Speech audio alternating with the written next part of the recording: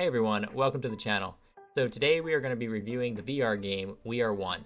It's a puzzle shooter that utilizes a cool time cloning mechanic to get you through each level. It runs for $20 and it's available on Steam and Meta, and it does go on sale. So with all of that out of the way, let's jump right in. So the gameplay of We Are One is pretty unique. It revolves around your control of mostly stationary saplings, which are like your clones, and your manipulation of their programming.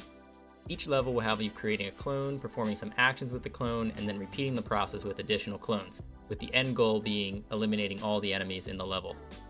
When done well, it looks something like this. Alright, so there's some interesting technical skill in this. That took us 6 times longer than than the leaderboard guy, and that's... How are these people so fast? Typically, you will need to sync your actions between the clones, such as tossing ammo from one clone to another clone that only has a gun. As the levels progress, you are given access to more tools like shields, synced clones, and slingshots, and you will discover cool ways to use your existing tools as well that you didn't think of before. Overall, it feels like the puzzles, especially the later levels, have a good amount of flexibility in how you solve them, which is great. Just look at this example. I thought I had solved it pretty well, and then I watched the leaderboards.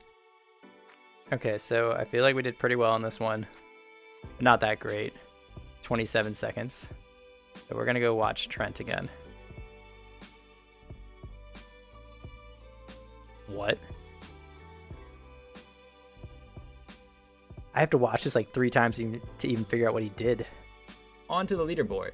Being able to watch your replay is a lot of fun after completing a puzzle, but it is even more fun seeing the creativity of some of the top leaderboard places, which have almost inhuman amounts of speed and precision. If you love min-maxing scores and chasing leaderboard spots, I think there's a lot of potential enjoyment in this game for you.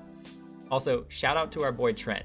We watched a few of their replays when we were stuck, even after using the built-in hint system, and it usually gave us that extra nudge we needed to solve things. So the story for this game is pretty light but enjoyable. It's your typical nature versus humanity pollution tale, but it's not really the centerpiece of the game, and it does a good job of increasing your immersion in the world and the game. As for the sound, the music, voice acting, and effects are all great. In the beginning, the music is more calm and nature-y, but as you venture deeper into the industrial land, it changes to match that. It kinda gave me an Okami vibe early on, and then a StarCraft 1 Terran vibe in the later levels. It's about time. Kinda dating myself there, but those are 2 great soundtracks to be compared to. Also, as a side note, I found the gun and explosion sounds in this game to be super satisfying. Every time I killed a robot, I was like... I also love the art style that they went with this game. Everything looks great, and I found myself just enjoying the weapon details all the time in this game. Alright, we got the goop gun for this one. Man, this thing looks so cool. Love it. So the controls for this game are clean and intuitive. You really don't need to learn much, and the game does a good job of teaching you along the way. Additionally, the entire game can be played seated, and it basically has no locomotion, so it's a great game for anyone who has VR sickness.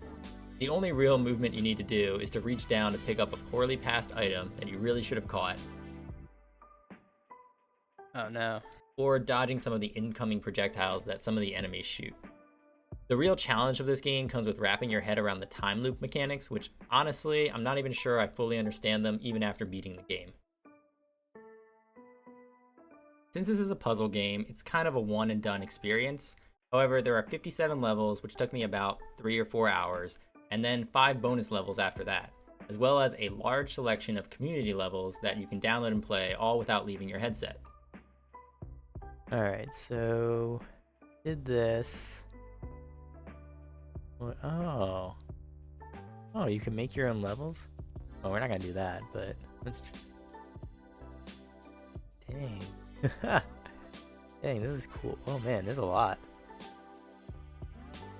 Nice.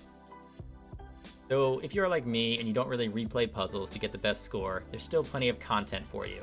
However, if you are a min-maxer and you love improving your efficiency, which ironically was my major in college and I hate doing it, but if you are that way, I could see you getting a lot of time out of this game.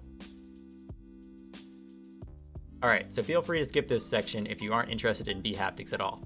But if you have a suit and you are interested, here we go. We Are One has directly integrated bHaptic support for both the vest and the arms. In my time testing with both pieces of equipment, everything worked well and it did improve the experience. The integration was good, but it wasn't as impressive as other games that I've played, and I think that's fine. There's only so much interaction a haptic setup can provide for a puzzle game like this, and I think they did a good job. I don't think this is a game you really need a bHaptics suit for. Well, you don't really need a bHaptics suit for any game, but if you already have some bHaptics equipment, it's worth testing the game out with your gear. Alright, so let's sum that all up. We Are One is a great game.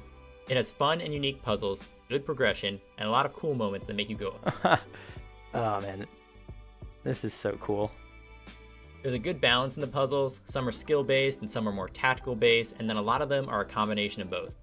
The game doesn't overstay its welcome, but if you want more, there seems to be plenty of content to keep you busy. Oh yeah, one more thing I gotta say. The thought and polish that went into this game was awesome. So many times I felt myself trying something offhand and then actually finding out it worked, and that was such an enjoyable and immersive thing for me. Hold on. I wonder... What? Wait, this actually works? Oh my god. So I really want to give props to the devs for being so thorough with their development of the game's toolset. So yeah, if you have any interest in this game or this genre, this is definitely a recommend from me, some random internet stranger. So that's it for me. I hope you found something useful in this review, and thanks for watching. What? He's not even using the conveyor belts, he's not using the gun. And he timed the throw perfectly for the bomb and the blast fruit. This is absurd. This is like a whole nother level of playing. Ah, man. I think this online leaderboard replay system might be the best thing this game has.